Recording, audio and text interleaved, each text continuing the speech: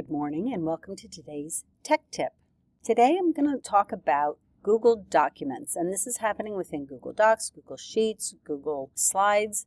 There's a lot of updates that are happening all of a sudden, but this is one that I noticed about a week ago. I'm sure you've seen by now the little pop-ups that keep appearing, and originally they started at the top of the page, and right now they're at the bottom. You can click on, say, Templates, and it'll give you templates right here before you start making your document that you can choose from. You can click on Meeting Notes and it will search your calendar and figure out which meeting possibly you want to pull information from. I click on May 3rd and it's an A day here at the middle school, and I can talk about who the attendees are, take my notes, figure out my action items, and so forth.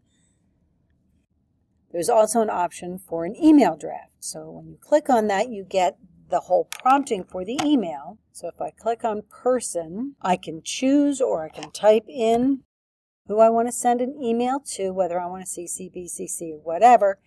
And then I'm just going to type in, send this about curriculum writing.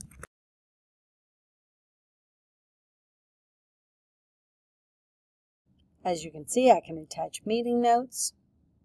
But this is my draft for the email. I can preview, if I click on this and preview the email, you can see it pulls up in my Upper Adams Gmail itself. Here's the start of the email. If I'm happy with it, I can then send it. But I drafted it in the beginning from within the Google Doc.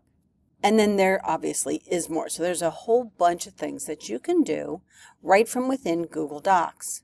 Have you seen, though, down here at the bottom? So there's a couple of things that can be done here as well. Now you can click on the Tools button and create images, match your writing style, format documents, and so forth. I was playing around with this and I typed in, I'll just say biliteracy. And if I hit return, it's starting to think, and it's collecting information, as you could see down below, from my Gmail, from my Google Drive. And it's still collecting. And when it's done collecting the information, it starts providing to me information that it has pulled from all of the files that I have on the biliteracy program here at the high school. And so you could see levels of awards and recipient tracking and who was awarded what and which level they got, operations and logistics and so forth. It just pulled that for me. And I didn't do anything beyond that.